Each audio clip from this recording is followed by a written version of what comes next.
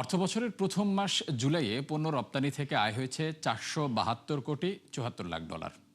গত বছরের এই সময়ের তুলনায় যা কমেছে $4.25 বা 0.9%। যদিও এর আগের মাস জুনের চেয়ে আয় বেড়েছে 12.5%।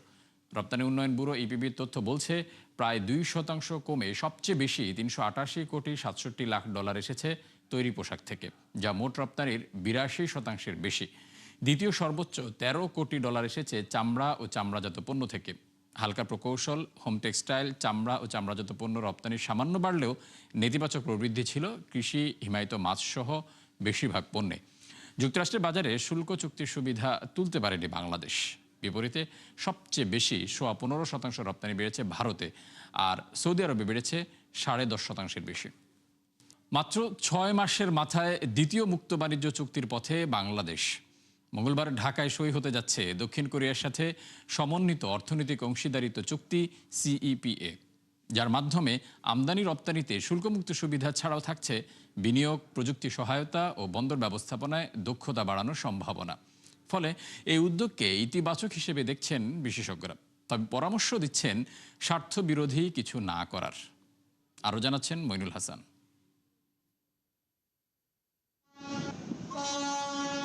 5.5 দশকে দেশের ব্যবসা, বিনিয়োগ ও উৎপাদন খাত বিস্তৃত হলেও সমান্তরালে বাড়েনি আন্তর্জাতিক বাণিজ্যে নিজেদের সম্পৃক্ততা। ফলে এখনও রপ্তানি বাড়াতে সতর্ক থাকতে হয় গন্তব্য দেশগুলোর নীতিমালার উপর।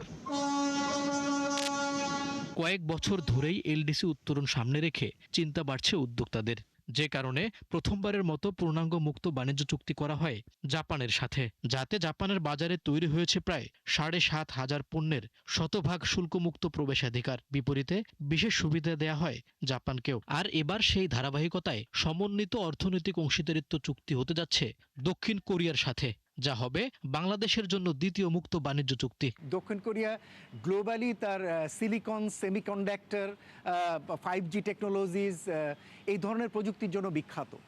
সুতরাং এই ধরনের টেকনোলজিগুলোতে যদি বাংলাদেশে তারা বিনিয়োগের জন্য উৎসাহিত হয়, 5G টেকনোলজিস, টেলিকমের ক্ষেত্রে অথবা সেমিকন্ডাক্টরের মতো টেকনোলজিগুলো যদি এখানে অ্যাসেম্বলিং বা প্রসেসিংয়ের একটা সুযোগ তৈরি করে দেয় কোরিয়া, সেটা আমাদের জন্য একটা বড় সুযোগ হবে। বাংলাদেশ যদি এফটিএ করে মানে জাপানের সাথে, কোরিয়ার সাথে, মানে এগুলো একটা বড় ধাপ আমাদের বাণিজ্যে, আন্তর্জাতিক বাণিজ্যে এগুলো বড় ধাপ, কিন্তু বাংলাদেশ প্রস্তুত নয়। চুক্তির আওতায় তৈরি পোশাক, চামড়া ও চামড়াজাত পণ্য, ঔষধ, পাট ও পাটজাত পণ্য সহ বিভিন্ন রপ্তানি পণ্যে দক্ষিণ কোরিয়ার বাজারে শুল্কমুক্ত সুবিধা পাবে বাংলাদেশ, যা বহাল থাকবে এলডিসি থেকে উত্তরণের পরও। এছাড়া বাংলাদেশে বাড়বে কোরিয়ান বিনিয়োগ, থাকবে প্রযুক্তি সহায়তা, শুল্কায়ন প্রক্রিয়া সহজ ও বন্দরে দ্রুত পণ্য খালাস সহ নানা বিষয়। এতে দুই দেশের মধ্যে বাণিজ্য ও বিনিয়োগ বৃদ্ধির সম্ভাবনা দেখছেন বিশেষজ্ঞরা। সবচেয়ে বড় প্রায়োরিটি হয়ে গেছে ইউরোপিয়ান ইউনিয়নের সাথে ফ্রি ট্রেড এগ্রিমেন্ট করা।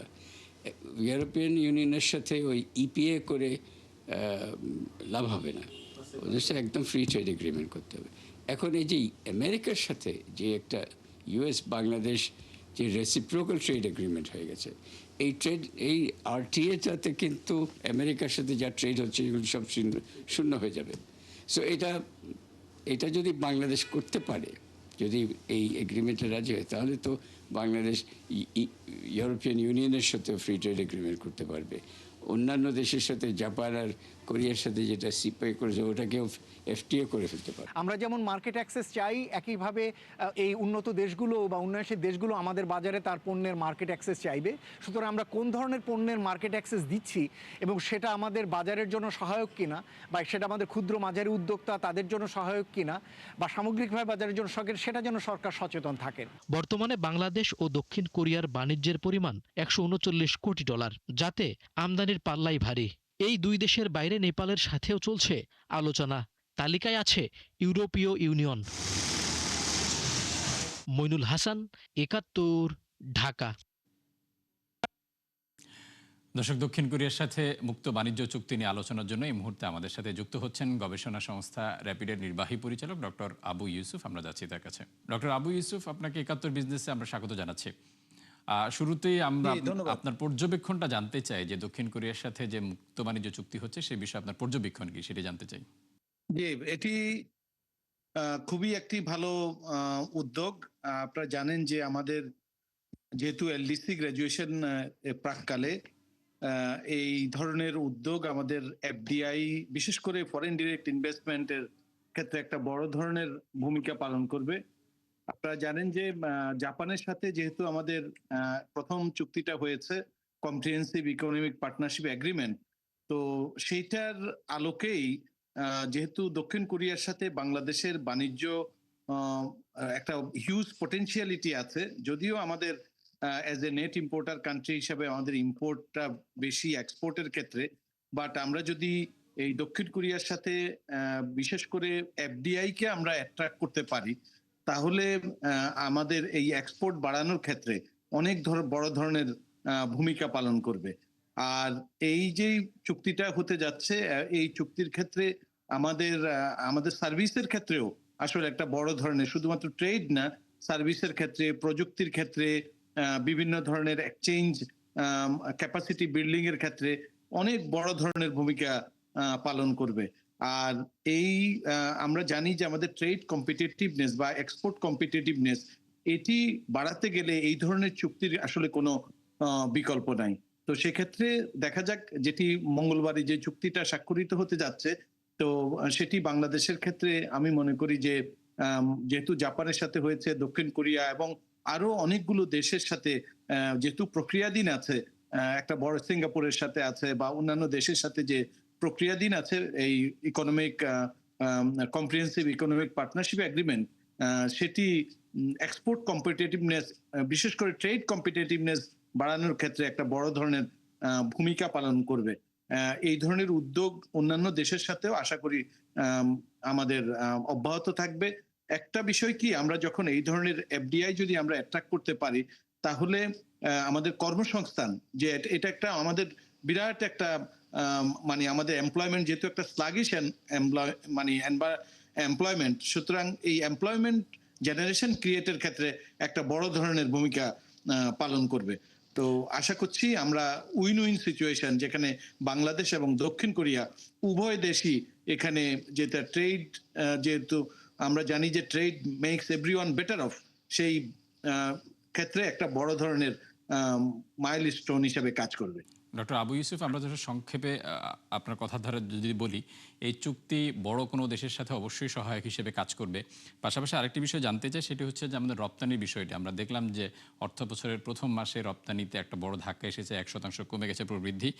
এখন দীর্ঘদিন ধরে তীব্র গ্যাস সংকট চলছে, সেটি সামনের দিনে রপ্তানিতে আরও বড় ধরনের প্রভাব ফেলবে কিনা?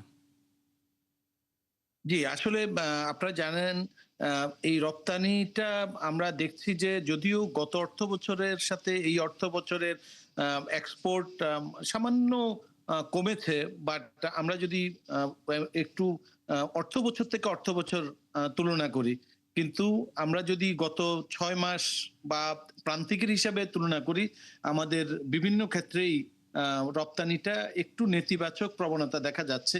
একটা তো বৈশ্বিক, আপনারা জানেন যে বিভিন্ন কারণে আমাদের কস্ট অফ ডুইং বিজনেসও বেড়ে গেছে, প্লাস বৈশ্বিক প্রেক্ষাপটেই চাহিদাও কিন্তু কমে গেছে। বাট এই এক্সপোর্টটাকে যাতে আবার আমরা বাড়াতে পারি, বিভিন্ন যে এক্সপোর্ট অর্ডার গুলো আছে, সেই এক্সপোর্ট অর্ডার গুলো বিশেষ করে আমাদের ইউ মার্কেট এবং ইউএস মার্কেটে সেটা যাতে আমরা যাতে আবার পুনরুদ্ধার করতে পারি, সেই জন্য যেই আপনারা জানেন বাংলাদেশ ব্যাংক একটা 60,000 কোটি টাকার একটা প্রণোদনা প্যাকেজ ঘোষণা করেছে এবং চেষ্টা করছে যে এবারের বাজেটের মধ্যেও কিন্তু যাতে কস্ট অফ ডুইং বিজনেস কমে আসে, পাশাপাশি বিভিন্ন ধরনের ছাড়ও দেয়া হয়েছে। কিন্তু সবচেয়ে বড় জায়গাটা হচ্ছে যে আমাদের গ্যাসের যে সংকট, এই সংকটের কারণে উৎপাদনমুখী যে সমস্ত শিল্প প্রতিষ্ঠান, তারা কিন্তু তাদের ক্যাপাসিটি অনুযায়ী প্রোডাকশন চালিয়ে যেতে পারছে না।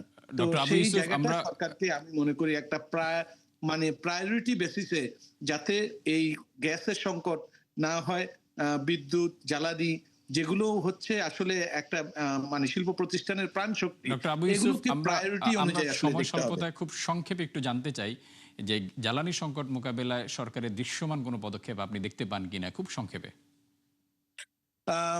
সরকার যেহেতু বর্তমান সরকার খুব বেশি দিন হয় নাই ক্ষমতায়, তারপরেও যতটুকু দেখছি যে ওনারা একদিকে বলছেন যে আমরা চেষ্টা করে যাচ্ছি এটাকে সংকটটা কিভাবে সমাধান করা যায়, বাট অন্যদিকে কিন্তু আমরা দেখছি অনেক প্রতিষ্ঠান বন্ধ হয়ে যাচ্ছে। তো বাস্তবতার নিরিখে আমরা এটা বাস্তবতা দেখতে চাই যে সরকার যেটি কি বলছে সেটা যাতে বাস্তবায়ন হয় এবং শিল্প প্রতিষ্ঠান যেগুলো গ্যাসের সংকটের কারণে বা বিদ্যুৎ জ্বালানি এগুলো তো খুবই ইম্পর্টেন্ট বিষয়, তো সেটার কারণে যাতে দৃশ্যমান একটা তো অ্যাক্সেস টু ফাইন্যান্স সেটা বাংলাদেশ ব্যাংক দেখছে, আরেকটা হচ্ছে এই যে আমাদের ইনফ্রাস্ট্রাকচারাল পাশাপাশি এই গ্যাস এবং বিদ্যুতের এই সংকট সমাধানের দৃশ্যমান আমরা এখনো দেখছি না, বাট আশা করছি, কারণ এগুলো তো সময় সাপেক্ষ ব্যাপার, আশা করছি আমরা এই দৃশ্যমান যে পদক্ষেপগুলো সেটা বাস্তবায়ন দেখতে পাবো এবং অচিরেই যে রপ্তানিমুখী শিল্পগুলো সেগুলো তাদের যে এক্সপোর্ট অর্ডার সেটা সে অনুযায়ী তারা যাতে উৎপাদনে ফিরে যেতে পারে। ডক্টর আবু ইউসুফ, আপনাকে অসংখ্য ধন্যবাদ ৭১ বিজনেসে সময় দেওয়ার জন্য। নিষিদ্ধের ভিন্ন নামে অস্থিরতা তৈরির চেষ্টা করছে মালয়েশিয়ার রিক্রুটিং এজেন্সিগুলো, যাদের মাধ্যমে সে দেশে গিয়ে মানবেতর জীবনযাপন করছেন অনেক বাংলাদেশি। বিশ্লেষকরা বলছেন কর্মী প্রেরণ চূড়ান্ত না হওয়ার আগেই এমন অপতৎপরতা রুখতে কঠোর হতে হবে সরকারকে। আর নতুন করে কর্মী পাঠানোর ক্ষেত্রে এজেন্সিগুলোকে রাখতে হবে রাজনৈতিক প্রভাবমুক্ত। রাকিব আল জাবেদের রিপোর্ট, ক্যামেরায় ছিলেন মেহেদি হাসান মিম। ঐতিহাসিকভাবেই বাংলাদেশের অন্যতম গুরুত্বপূর্ণ শ্রমবাজার মালয়েশিয়া, যেখানে কর্মরত প্রবাসী শ্রমিকদের ১/৩ বেশি আবার বাংলাদেশি। নানা অনিয়ম আর জটিলতায় বছর দুয়েকের বেশি সময় ধরে দেশটির বাজারে কর্মী পাঠানো বন্ধ রয়েছে বাংলাদেশের জন্য, যা পুনরায় চালু করতে আলোচনায় গিয়েছে বহুদূর। যদিও প্রধানমন্ত্রী উচ্চ পর্যায়ের বৈঠকের পর যা এখনও চূড়ান্ত হয়নি, আনুষ্ঠানিক ঘোষণা নেই সেদেশ থেকেও। তবে এরই মধ্যেই নানাভাবে সক্রিয় হয়ে উঠেছে পুরনো চক্র। চলতি মাসে মালয়েশিয়া শ্রমবাজার নিয়ে গঠিত চক্রে যুক্ত থাকার অভিযোগে আওয়ামী লীগের ৪ সাবেক সংসদ সদস্য সহ মোট ৪৯টি রিক্রুটিং এজেন্সির লাইসেন্স বাতিল করেছে সরকার। এদের মাধ্যমে মালয়েশিয়া পাড়ি জমিয়ে বিপাকে পড়েছেন কয়েক হাজার বাংলাদেশি, যারা পুলিশ ও আইনি বাধায় পালিয়ে বেড়াচ্ছেন প্রতিনিয়ত। এখন বৈধ অবৈধ কোনো কিছু দেখতে চায় না, কার কাগজ আছে কার কাগজ নেই, যারা বৈধ আছে অবৈধ আছে সবাইকে ধরছে।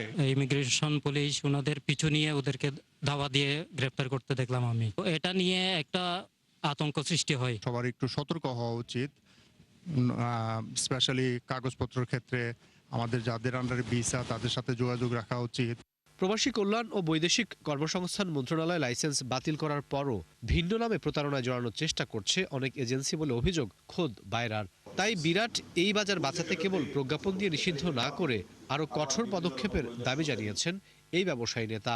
মালয়েশিয়া শ্রমবাজারটা বাংলাদেশের জন্য বারবারই সমস্যা হচ্ছে, বারবারই সিন্ডিকেটের কবলে পড়ছে।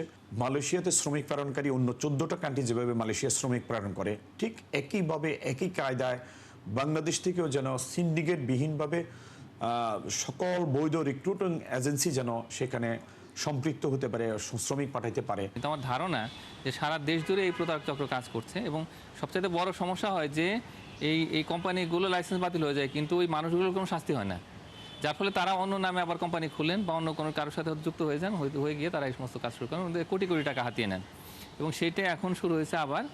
বাংলাদেশ ব্যাংকের হিসাবে প্রবাসী আয়ের ৪র্থ সর্বোচ্চ যোগানদাতা এখন মালয়েশিয়া। দেশে থেকে সবশেষ অর্থ বছরে আসে প্রায় $৩.৫ বিলিয়ন কাছাকাছি রেমিট্যান্স। বিশ্লেষকরা বলছেন কর্মী প্রেরণের আগেই নামে বেনামে থাকা প্রতারক এজেন্সিগুলোকে নির্মূল করতে না পারলে আবারও হাতছাড়া হয়ে যাবে এই বাজার। তো সরকারকে খুব কেয়ারফুল হতে হবে, যতক্ষণ পর্যন্ত কাগজে কলমে এগ্রিমেন্ট না হবে যে মালয়েশিয়া বাংলাদেশ থেকে লোক নিবে, এইটা অ্যানাউন্সমেন্ট তো দেওয়া যাবে না, অ্যানাউন্সমেন্টটা খুব ডিপ্লোম্যাটিক ওয়েতে দিতে হবে, না হলে যেটা হবে এমনভাবে দেওয়া উচিত না এটা যেন একটা মিস ইন্টারপ্রেট হয়ে যেন এক ধরনের দালাল শ্রেণী জনগণকে ভুল বুঝায়, তারা যেন টাকা মেরে দিতে না পারে। সাবেক সরকারের আমলে যে অনিয়ম দুর্নীতি হয়েছিল এবং সিন্ডিকেশন তৈরি হয়েছিল, সেই সিন্ডিকেশন যেন না হয়, বরং সকল বৈধ রিক্রুটমেন্ট এজেন্সি যেন কর্মী পাঠানোর সুযোগ পায়।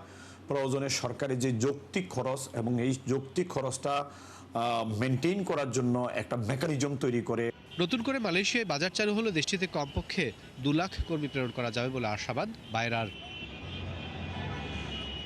রাকিব আল জাবেদ, ৭১, ঢাকা। গেল 4 দশকের মধ্যে সর্বনিম্নে নেমেছে জাপানি মুদ্রা ইয়েনের মান, যা ঠেকাতে এরই মধ্যে যৌথ হস্তক্ষেপের সিদ্ধান্ত নিয়েছে টোকিও, ওয়াশিংটন। এর অংশ হিসেবে $59 বিলিয়ন সমমূল্যের ইয়েন কিনেছে জাপান সরকার। এছাড়াও 31 বছর পর সুদ হার বাড়ালো দেশটির কেন্দ্রীয় ব্যাংক। বিস্তারিত নুসরাত মমি রিপোর্টে।